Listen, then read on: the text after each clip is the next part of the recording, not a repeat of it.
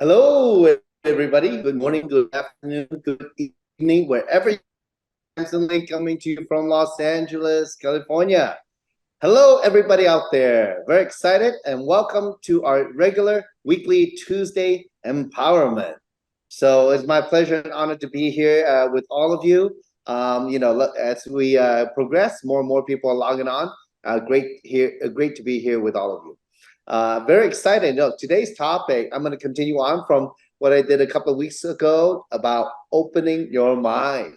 Have an open mind. So this is a second part to that series, and it's very timely because I just finished our 18 cities, North America and Asia world tour.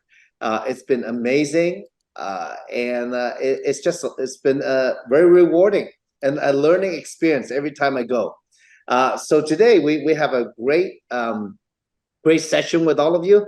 Plus, we have a guest also along to interact and share with you what he has seen on these tours. So first of all, look back in toward the end of July, toward the end of July, we've been on 18 city tours throughout North America and also in Asia. It's been crazy. Sometimes one city, day after day after day after day. And I think we probably have seen close to 4,000 to 5,000 people over this 5-week period. It's been amazing because there's nothing like connecting with people, especially face to face now, right? We connect digitally all the time, but now face to face. And it comes to the idea of have an open mind, because wherever you are today, however small or big your business is, maybe you just started with us, hey, it's okay, but have an open mind about what is possible. Today I have a guest, a very good friend, like a brother from another mother. Yeah. He's a 7-figure real estate earner. I mean, like annually. So he's done quite a bit. He's very accomplished, and he's decided to take a big leap into our industry, first time ever. And he is, other than Kim, this gentleman has tagged along to all 18 cities around the world. Crazy, right? So please give a big three welcome to Mr. Gary Wharton from Sedona, Arizona. Hello, Gary. How are you? Samson, hey buddy, I'm doing so good. How are you? I'm doing amazing. I just Good. got back from Asia 2 days ago, and you just got back last night. I got yes, I have not been on the ground for not even 24 hours yet. I'm still lacking sleep. So to anybody out there, I hold no responsibility as to what comes out of my mouth tonight. Okay, that's perfect. That's the kind of talk we want. Just straightforward and whatever comes out of your mouth. So first of all, maybe you can briefly share your. I mean, I gave you an introduction, but share Mhm. with us a little bit more about your background. Yeah, sounds good. Sounds good. Well, thank you. Yeah, gang. So my name is Gary Wharton, and I am a residential and commercial real estate agent, and I'm based in Sedona, Arizona. I've been practicing real estate there for about 8 years. Prior to that, I have a career in investment real estate in California for about the 9 years leading up to that. I have been really, really fortunate in the real estate industry. As Samson had mentioned, I've been fortunate to be a part of the crowd that has managed to earn a 7-figure salary in that industry. And I have loved my career. My career has opened a lot of doors for me, including the one that I'm kind of speaking with you through right now. But the trade-off is that over the years, it's taken an impact on my health. Sedona is a beautiful, beautiful market. It's highly competitive real estate. And so I am the real estate agent who has been known to be on the phone with clients at 1 a.m. in the morning, trying to put out fires. It is a wonderful career, but there's nothing passive or residual about the income. It's tough. It's tough. And every month, the thing about it is that you have to start over from zero. So, whether I'm representing a buyer or a seller, when that escrow is closed, I've got to go find a new source of revenue. So, over the years, I have seen it take a toll on my health. It's the obvious ways. I put on quite a bit of weight, I would say, in the last 7, 8 years. I can definitely see the increase year over year. But also I've got some blood pressure issues and a few other things, but enough things have shown up to where I've realized that it's time for me to make the change. And so when this opportunity presented itself, it's just one of those moments where that your intuition is speaking to you. It's the right people, it's the right product, it's the right leadership. That it wasn't a stretch for me to jump on board and to say yes to this amazing project. Wow, yeah, well, that's quite a story. So now, but people are wondering, like, so are you giving up your seven figure, or what's happening? I mean, like, you Mhm. have invested. I mean, look, I know you got a team going, a small team just starting, and many new first time in the industry, and that's wonderful. Yeah. No bad habits there. Blank sheet of paper to learn. Hmm. Uh, before you make a lot of money or invested, I mean, you talk about 10, what, 20,000 plus dollars just traveling around these 18 cities, 20 to 30,000, I would think. And why are you investing so much at the beginning? Because I think you have an array of places where you can place your investment, right? Some people can place them in investments, they can place them in stocks, whatever you want. I have always been a huge believer in investing in oneself. And there is enough things about this company that I knew from the get-go. Whether it's yourself or whether it's Kim Hui or it's Daniel Piku, there's been enough things for me that's given me the conviction to say, I am there. I am ready to make a full career pivot and to step out and to do something that I think it's surprising a lot of people. And listen, I've got some friends, I've got a lot of people I've talked to about this business, and this call tonight might be a bit surprising to them because I have decided that it's time for me to make a career pivot that's in the best interest of my full-on life goals. Yes, I have invested a substantial amount of money to be a part of this tour, and I I don't even I don't I thought about this. I'm like, how do I even begin to summarize what this last 5 weeks was? It was 5 weeks. It was two continents. It was 6 countries. It was 18 cities with more than 30 events. I I don't even know where to begin. Well, let So me help you. Let me help you. yeah, please, I'm please going to help do, you. please.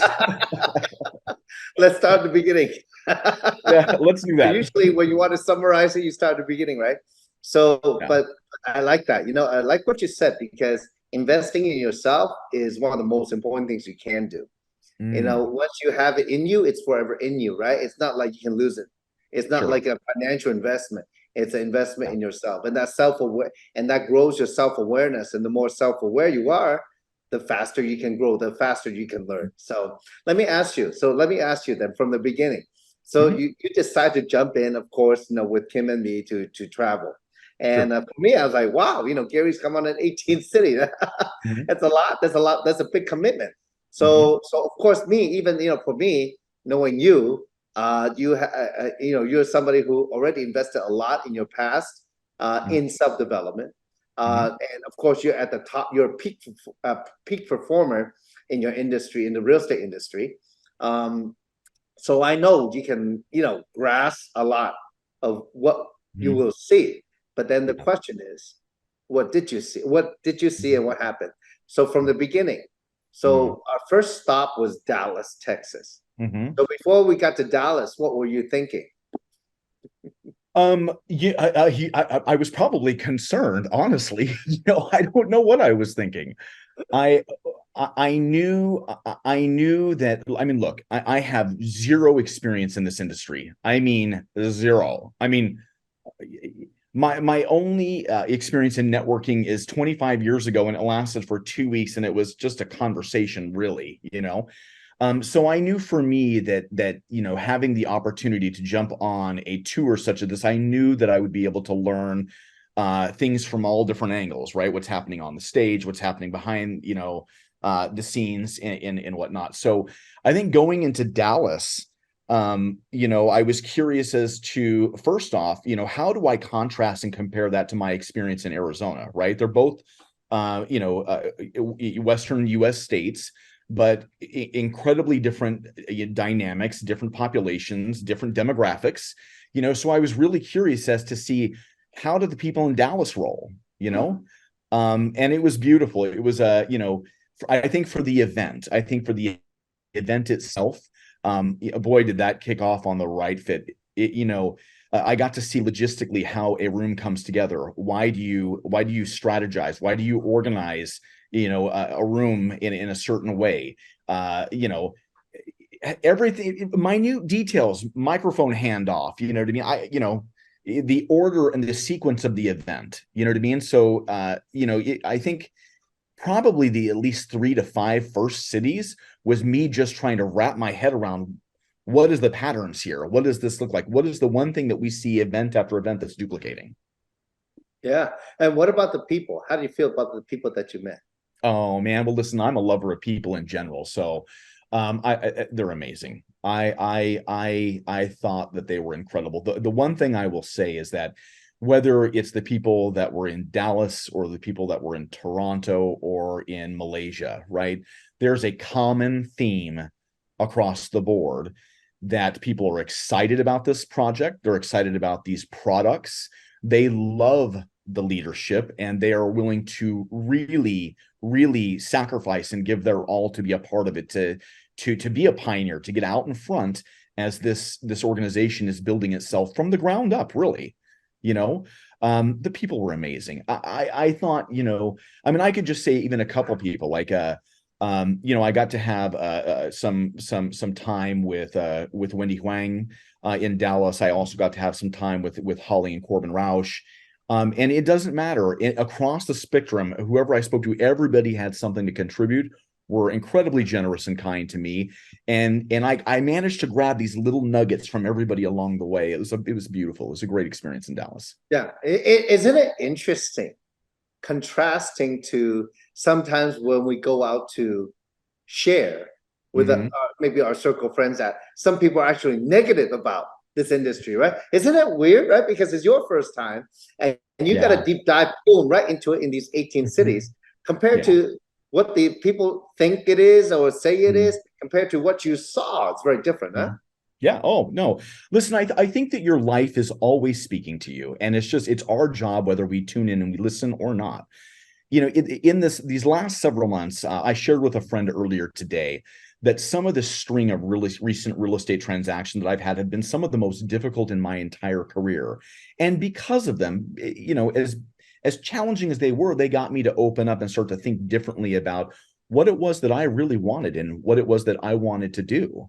And so, as I've started to look at this model of I mean, I know I hear the term networking or network marketing. I still can't wrap my head entirely around that because it really is more about relationships. Yeah. It is truly about relationships. And it's one of the most beautiful professions I have ever seen.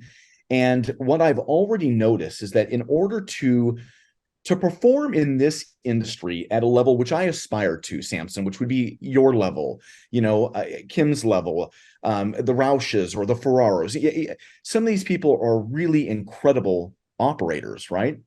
And what I've noticed already is that in order to perform at that high level, you have to be somebody who's willing to grow. You have to be willing to take your cup of everything that you know and pour it out and come to the source for new information, for new knowledge. It is really, I am surprisingly impressed with this industry. And I just don't get it. I know that some people have feelings about the industry. I don't understand it. I don't think it's largely it's a fair assessment. I think if you're actually paying attention and you're from the real world or business owner trying to build your own business, like it is a no-brainer. Yes, thank you. Yeah. Yeah, I'm happy to be here and happy to be a part of this. Yeah, that's awesome. That's awesome. So now, you were fortunate because you were going around and you were part of many, no, almost all the, pretty much all the events. So we went from Dallas to New Jersey, different kinds of people, but all super warm and great Yeah. leadership. I mean, the people helped organize. The Mhm. organizers were amazing. Everything was like first class. For example, the New Jersey lunch was fancy at the Capitol Grill, Mhm. and a great leadership over there with Nicole Mhm. and Christina and so many of them. Yeah. And of course George and Adrian helped so much. And then we did Mhm. a fantastic event. Afternoon training plus evening event. And then Mhm. after that, we went the next day, went to New York in Queens, Flushing. Mhm. Oh, that Mhm. was an experience, right, for you, isn't that? Because Yeah. that was that was that was pretty much 100% Mandarin event, and Yes. like you were the only person who didn't speak any. So so what did you see? I mean, when you went to the event, what were you thinking? Well, it's funny because I mean, when I initially set out and I said yes, that I had wanted to be a part of this tour, that I really wanted to learn. My initial commitment was based to just North America, right? And then thankfully, a few people mentioned to me, like, have you thought about maybe expanding? Would you think, have you thought about maybe doing Asia? I mean, do you think that you could learn something? And I'm like, actually, I hadn't fully thought about that, but I'm like, you're absolutely right. Like every experience is an experience, and if you come with an open heart and open mind, you can learn all kinds of stuff. I thought Flushing, New York was so incredible in that it was a little bit of a precursor to me for what to expect in Asia, to see an event that is all in it was Mandarin, right? Or was it Cantonese, Samson? It was Mandarin. Mandarin, right? Yeah, okay. Mandarin. And the funny thing is that I had seen three full-on events leading up to that. And so while I didn't understand the words that I was hearing, I knew what they were saying, if that makes sense, right? Like, I mean, you can if you're following the structure of how the events are building and the things that are being said and the style to which they're being said, you can understand where the conversation is going. And it was amazing because you can also see in different events how people tune in to certain topics, and maybe some topics don't land the same way, right? Passive income. Passive income lands everywhere. Let me say that. So the Flushing event was 10 a.m. in the morning on Friday. What did Mm-hmm. you think about the turnout? Around 300 people. Oh, okay. So listen, I mean, really, look, every event had something amazing and unique to contribute. Let's talk about Flushing for just a second. So we get there, and yeah, it's like 10 a.m. in the morning. The place is totally packed. The ground team had assembled all kinds of custom made three signage and banners and lit banners and balloons. Like, it is a really impressive show out. And in fact, I think that if you're on the Spark channel, you can go back through and look at some of that stuff, right? It was, to see an event with that much intensity at 10 a.m. was wild. It was wild. First event that Miss Kim had to be kind of rushed out because it was kind of crazy in there. You know, it was Yeah, it amazing. was, right?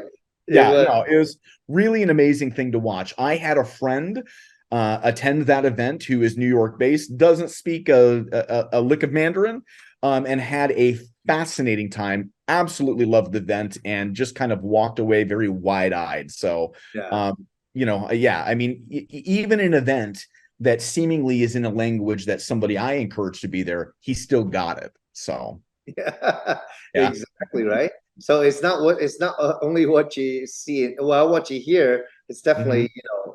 everything else, right? Mhm. So from there, we went over to four cities, day after Mhm. day after day after day in Canada. Yeah. How did you feel about that? We went to Toronto, and Mhm. pretty much we had Mandarin and it was Mandarin Mhm. events in the morning and English Mhm. events in the afternoon, right? That Yes. was pretty Yes. crazy. Yeah, yeah. So look, touching back a little bit to my story, prior to this industry, funny enough, even though it's our northern neighbor, I had never been to Canada, which is crazy. So, Toronto, new experience for me. Montreal, Calgary, and Vancouver, all new experiences for me. Um, in each one completely different. To see the structure of a double event, right, of how you organize and you transition from one language into the next, but also keep it fluid and seamless. Super impressive, really Yeah. impressive showing in Toronto. Yeah. Mm-hmm. Yeah, you know, one thing about three, and I don't need to preach to the choir out there. You know, the Mm-hmm. leadership in three is super strong. I've never seen it like this ever. You know, in my Yeah. 18 years career in the industry, where anybody, any leader can just go up on stage and do presentation and be a rock star. Anybody, you call on them, they can go on stage and do the testimonial. Mm-hmm. And as we went from city to city, it's obvious. Even the Mandarin meeting, for example, in Flushing, is systematic, isn't it? So when Mm-hmm. it's Absolutely. systematic, when people show up, and you Mm-hmm. saw it, Yep. Ted, you saw it very obviously. Mm-hmm. It's just that some people expect it. You know, they feel Mm-hmm. the comfort of being in the system, being of something consistent Yeah. in a system Mm-hmm. that they rely on wherever we go, right? Even for Mm-hmm. example, in Montreal is probably the smallest event. It was on a Sunday. It just happened. It was a holiday. Aside from Yeah. Sunday, it was an out of town holiday for a lot of people. So we had a smaller event there. But Mm-hmm. you know, look, for the English that spoke from the testimonial that was in French, it was pretty good. Yeah. So, Mm-hmm. and then we went to Calgary. I mean, Calgary is like, you know, north of north of Montana, Mm-hmm. and U.S. and it's, you know, pretty much they survive the land, the industries that the land provide. Yeah. Great group of freedom fighters. That's what they call themselves, and Yeah. that's what Lord Farrar was It talking about, it right? felt like cowboy country to me, for sure. Yeah. Yeah, and then Calgary, and you know, I never realized Calgary and Edmonton, it's only a couple hours apart. So they were Mm-hmm. very close, and that's the market that a lot of people, you know, built together. And then after Mm-hmm. that, we went to Vancouver, Mm-hmm. West Coast city. You know, it smells like San Francisco because it's by the Mm-hmm. ocean. And the field, the trees, people was very nice there, and a first class event with an amazing host who are new in the industry, and it was Mm-hmm. great. It was great connecting. And I think, look, that's the Canada for you. How do you feel about our Canadian neighbors? Oh man, get ready for liftoff. I mean, incredible. I mean, the energy completely different, by the way, if you're trying to contrast and compare something like Toronto to Montreal to Calgary or Vancouver, all different unique energy in each of them. And just really impressive turnout. And to see the different backgrounds of people that are showing up at some of these events, it's incredible, absolutely incredible. When I think of like the talent like that you had mentioned earlier, so whether we're talking about somebody like Adrian, or we're talking about Holly Demont, or we're talking about Amy Dunlap, right? Like some of the things and the way that they strategize their presentations are so perfected and land incredibly well in North America, right? Conversely, when you get to Asia, and I know I'm jumping ahead a little bit here, and you see the way that Patrick or Vicky or Vincent or Harris also present, oh man, wow, do I feel like I feel like I got to up my game. It really impressive all the way around, and to see across the board the talent and the way that they can speak to each of these different communities, and this to get in and speak to the specific needs of the community. Impressive. I want to add one other thing real quick, Samson, to that. You know, there are a couple times where I got to be, you know, in during the transport, right? The other thing I would also state across the board is that, you know, a lot of some of the best learning that I got to witness and hear didn't come from the stage. It came from the moments that were either in trainings, or maybe sometimes they were Uber car rides or bus rides, right? Like one of the things that I think really impressed me about you specifically when we were in Canada, and I didn't catch it at first, but I think I caught it on the second Uber ride that we were in, to where you would be talking with the driver, and you were really diving into not only about local economics, but interest and a little bit of politics, but just trying to understand where is the need, like what are these people thinking, how do you best understand where they're going to be coming from before you get into that room later in the evening. Incredible, my friend, absolutely incredible. Well, that's the fun part of business, right? Getting to know what's happening, and it is. A lot of people say, how do you get people to do the business? Well, if you don't know what they want, how do you know what motivates them, right? So Mhm. that's part of it, and it's just learning about each city or Mhm. country. That's part of Yeah. it, and so it leads us from Vancouver. We went to Asia, and I was not along for Taiwan because of my son's 1 year old birthday. But for Mhm. you were in Taiwan, went to 3 cities. You did not understand what the heck is going on. So what happened there? Yeah, yeah, Like yeah. what did you get out of it? I'm like people wondering, like Harry, you don't understand Mandarin, and that's what I speak in Taiwan. What did you get out of it? Oh, um, well, okay, so we landed in I want to okay, I got to work backwards here. We landed in Taipei, and in from Taipei we went to I think it was Taichung and Kaohsiung, right? Do I have that right in Taiwan? Yeah, Correct. right. And so, we're engineering that backwards. We took bus rides from each of the event, right? So not only do you get a chance to see the event on the stage, and again, that's pretty structured, right? So there's a host, there's a block of time that the host occupies. You move into the front half of the presentation, which is talking about the background of the company and an introduction to the products. Then you move into the B component, the back end of it, which is the financial rewards, the compensation plan. You move into testimonials, and then your closing speaker, right? Like, so it is very easy to pick up the pattern of how that event that was pretty similar in each of the events, right? But again, it's the bus rides and the time in between. One of the first things that happened when I was in Taiwan is I got to meet with Ivy. And so Ivy was there in the room, and they were prepping for the first event. And I'm really thankful to her because also seeing a different You way. talk about you talk about you talk about Ivy from Malaysia, is that right? Ivy from Malaysia, yes, correct. And you talk about in Taiwan with her. Yeah. Hmm. Okay, all right, yeah. Yeah. Yeah, Ivy is busy. I can see how, we get there, and there were more than I want to say that there were more than 30 volunteers. I think there were 30 volunteers that had arrived in Taiwan, and with the drive to go to each of the events and contribute and to help and to build. So we get into the first event in Taiwan, and Ivy, again, really grateful, bless her, for taking the time to kind of talk to me about understanding logistically of how they augment the chairs in a room to create the best energy, the best chi, as we also say. Terms I'm familiar with, it's feng shui, it's real estate also and whatnot. But yeah. So how do you sometimes you need to expand the chairs, sometimes you need to contract the chairs.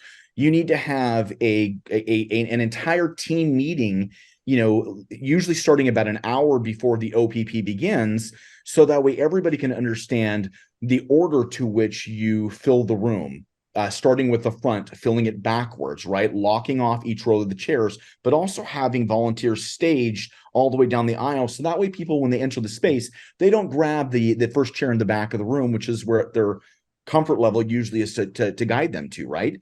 There's also a mic test. There's also a screen test, right? Like it's just uh, a really it feels like a well-oiled machine, right? And so I was really grateful to Ivy because she, I know that she was trying to get that room set up on that first night, but she must have spent 20 minutes with me really talking about all of the structure and the logistics to offer the best experience for the people that we're trying to serve in the room.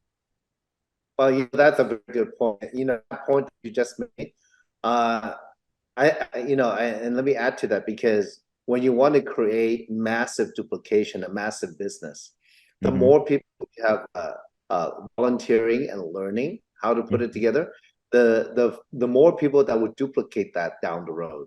Hmm. And Ivy is one of the leaders that have such incredible organization skills. That's why she really cracks the whip and getting the people to be effective in creating a positive event, and it's not only from because obviously she's in Malaysia, but she went to Hmm. Taiwan to teach that and to show that. That was amazing, and obviously also throughout the tour. I mean, one thing is it's not just you have a meeting, you rent a hotel, you pay the money, and then you rent the projector screen, and that's it. It's not that. Even in Dallas, like the Mhm. room, the lighting was not correct. We had to reset up the room, moved a lot of chairs. Yeah. So the one was different. This is like the night before the event happened. Yeah. The day before that we were doing that. So yeah, Yeah. that part is very important. And again, as we moved from Hong Kong, which had probably another 30 to 40 volunteers, because it was Mhm. about 400 plus people there. And Mhm. then Singapore, another couple hundred. Malaysia Mhm. and Kuala Lumpur was 900 people. That was a lot. It was mind blowing. I mean, it was Yeah. just event after event, but the Mhm. organization enabled us.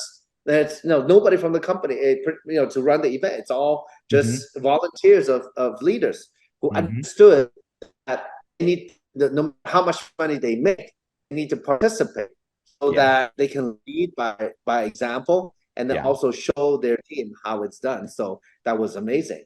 Yeah. Um, and then, of course, riding the bus from Kuala Lumpur to Penang to Ipoh, Mhm. to finish off good Mhm. food and good times with everybody. I think, so to wrap it up, have you um, summarized, help you summarize what you learned?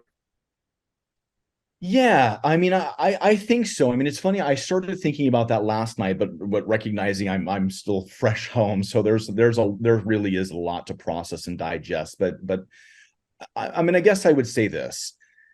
You know, no matter who you are in this organization, I would highly encourage, if you want to understand the scope of what is happening with three, to get on the future tour and to see as much of it as you possibly can. I know the day is going to come. I can already see it that it's probably going to be base, and forgive me, Samson, if I'm speaking it. I don't know otherwise, but I can imagine that there's probably going to be a rank requirement in order to tour because it's going to grow so big. But there's something amazing that happens when it comes to team building in the moments that are not as structured, right? I want to talk about the like, whether it's in the lobby of a hotel waiting to get into your hotel room, or having a dinner, eating some cuisine at 11 at night. Do you know what I mean? Or a bus ride where where you're encouraged to sing karaoke. All fun, incredible team building experiences that just show you the quality of the human beings that are involved and um willing to put the cause ahead of everything, right? I don't know. Like, I just really, I would strongly encourage anybody, is that if there's a future opportunity to climb on a tour, take it while you can, because it's going to teach you more than you can possibly imagine. I think, Yeah. yeah, go ahead. No, no, no. I was just going to say, because on this tour, I learned a lot from everybody else. It's just sometimes things are learned on stage and off stage, and I think it just so happened also sometimes when we don't feel like doing something, or we're thinking, oh, should we do or not? Hmm. Those are the things we go do it. Those are the things that turn out the best. Like I was gonna say, after you finished the tour, I had one more stop to go to Jakarta, Indonesia. Yeah. And it was a last minute decision. I made that decision probably a week and a half to 2 weeks before then. Yeah. But the amazing people in Indonesia, they were just blowing it up. I mean, they were going crazy, and it was just my honor to be able to go support them. And they just happened to have an event right the day after the final stop in Malaysia on the 26th. So I flew over, and it was very clear that they had all the right stuff. It's one of the best teams I've ever seen in my career, one of the best, because they were all so positive, so Hmm. driven. And it was a Hmm. big contrast, because there's quite a few people who are very well off. They Hmm. don't need money. Their families are well off, but I would say probably 95% are women. That Hmm. was eye-opening. And I guess because the leader that's driving it, Jenny, Hmm. her vision is to help empower women to have Hmm. passive income. And there was so many amazing people there. And just all these well-to-do ladies. I mean, you're talking about like what, the housewives of Beverly Hills, except it's the housewives of Japan, right? And but they really, from their heart, they really want to help each other and support each other in building something. So instead of getting together to talk about life and kids, now they talk about three and health and wellness. So, but that was amazing, and it's just very inspiring. And on these tours, I would say, for those of you who were part of it and who have not been, I would, like Gary said, encourage you to be a part of it, because it's these events that inspire, that you will see and hear stories on stage and off stage that you can use as ammunition in building your business moving forward. And a lot of stuff we talk about in the background, you know, with just me and you, Gary, it was also, it can never repeat it. It's not like I go talk about, well, you can either, you know, be right, or you can be rich, or if you can choose to serve who you know, when we talk about servant leadership, actually I want to say that we can choose who to serve. We can either choose brothers, or we can choose to serve our own ego. So I know I would say that, and not because, you know, and I don't say that to anybody in particular, but we need to say that to ourselves, because it's either for other people or for our ego, where our ego is there to protect ourselves, to prevent us from growing, and to keep us in the comfort zone rather than serving other people. And if you focus on that, it can only lead you forward. It can only lead you to growing if you focus on others. So, you know, in this industry where I first came in, and I want to kind of, you know, say all this because how to pull, because there's a lot of people out there probably wondering, yeah, all this amazing thing sounds interesting. I wasn't there. So, but what does it have to do with me if I just started in the business? Well, the difference is that I was there before. I was once at the beginning of my career in this industry. And part of it is that it's just that, oh, when I first started, I just want to make money. But how does that play into serving others? Well, it's very simple, because you only deserve to make money if you provide value to other people. If you have something of value to give somebody, like an opportunity, like health, or a peace of mind, a spiritual wellness, well, why would you deserve to make any money? So instead of focusing on making that money, the money will come if you do the right thing. The money will come if you let go of yourself and focus on the other person.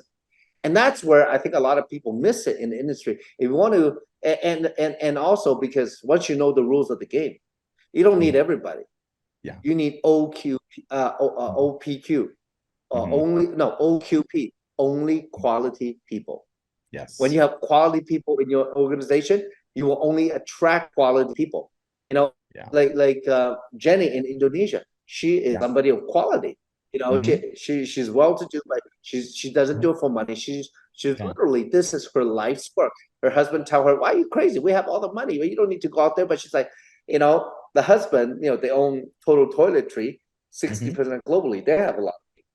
She said, well, her husband can give people job, but she can give people opportunity. And she spends like 12 to 18 hours a day doing the business. So when you give your most value to other people, your best to other people, and every day you do that, I guarantee you, you will succeed here.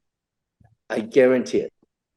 And that's why I guess, you know, a lot of times over the years, I've seen Kim go to country after country after country, you know, flying, you know, 2, 3, 5, 10, 12, 14, 20, 24 hours to some place like Australia or Indonesia, or have all the way on the other side of the world, maybe in Europe or something, just to share an opportunity. You know, that's it's worth it for her, because it's life-changing for others. So that's why I encourage all of you, like, even though you're not part of the global tour yet, but know that it's in the future, and you got to have an open mind to it. Anything to add, Gary? I look, I would, a few other points I would make, Sam, so just kind of teeing off of what you just so elegantly said, is that, you know, leadership starts at the top. Yeah, I mean, it really does. And she could probably choke me if she knew, but I have a slideshow of photographs of Kim in the moments where she doesn't know that I'm watching. These are the moments where she's slumped over her bag trying to catch a few moments of rest in the airport, right? Or being the first up in the morning, trying to get a few extra meetings in. I mean, really, really stretching herself in ways I've never seen a leader do before, honest to God. Harris, I'll give you an example. When I said that earlier that I hadn't necessarily committed to the full tour, I was late saying yes to the Asia part of the tour, so I didn't have a hotel room a couple places. You know that Harris Tang gave me one of his hotel rooms in Taiwan, so I had a place to stay and chose to stay at a different property. I don't even know what to say about that. Samson, you gave me a great piece of ice, and I would say this to everyone living out there: the amount of personal growth I got out of the last 5 weeks is some of the best I've had in my entire life. And I'm somebody who has spent hundreds of thousands of dollars on personal development. Samson, you said something to me during a moment where I was having a little bit of a struggle and I needed to make a breakthrough. And I'm really, really grateful for you, my friend, because it was transformational to me. I had said I was struggling with, being in my head and not wanting to articulate, or not being able to articulate in a way that I really wanted to during, a testimonial. And you had said to me, who are you here to serve?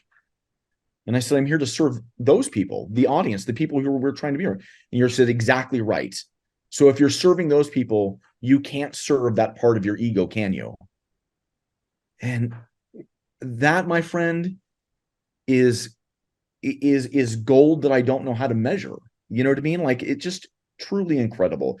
If you really show up and again, you come with an open heart and open mind, you're going to grow in ways that you couldn't possibly expect. I did. I have more conviction now, having had the experience that I've had over the last 5 weeks about what I'm doing and being willing to pivot myself out of a career that I've worked incredibly hard to build over the years, because I know it's the right thing.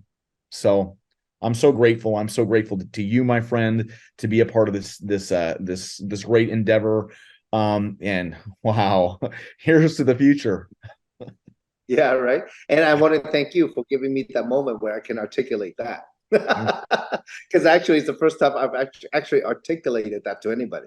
But it's true, So sometimes, these moments in business, and as we go build, everybody out there, as you go build, you have to have an open mind. Have to have an open mind to receive from others. Also have an open mind to give to others. And this interchange, it's funny, because starting last year, Kim always say that it's business is an exchange of energy. It's money. It's not just money. It's exchange of energy. So exchange of whatever energy that we give, the thoughts, the emotions, at the right time, it can never be created again. And so in this business, and you're somebody who is open to all that growing, Gary, because you have invested hundreds of thousands of dollars, I know, but also you're a peak performer, and it's not everybody can absorb all that. But to the people out there, if you're just beginning in the industry, that's perfect, because what you heard here today, this is how the business is done on a bigger scale. From a smaller scale, I talked about last time where it's just person to person, and it's about just understanding the possibilities for you, because if you really know the possibilities, everybody would work harder, everybody would work faster, everybody would get over whatever they have objection to, and that forgiveness plays such a big part in our business, because if you can forgive others, but more importantly, forgive yourself, that's where you can just move on with the business. And sometimes that's what the blockage comes in. So to remove the blockage, you got to, release that.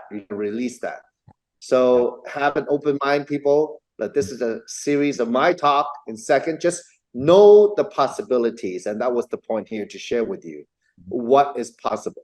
We started in this business talking about it end of last year. And with that short time, the company came about. It's about people coming together, exchanging these thoughts, agreeing on what needs to be done with integrity, and coming together, that, these leaders were out there. I mean, I believe, and I not only believe, I know we have some of the strongest leaders and leadership in this industry. It's a matter of time. This will become one of the biggest companies in the world. Look how excited Gary is, because he know it. Gary has hung out with some of the top people in business in the world. He has. And he knows what it is. They can talk, but we are going to outdo any of them. So thank you, everybody. And thank you, Gary, for your time. And thank you for, breaking out and being a part of this Zoom to share what has happened with me. So, and together on this journey. So thank you. You're welcome. Thank you for the invitation, my friend. I appreciate you.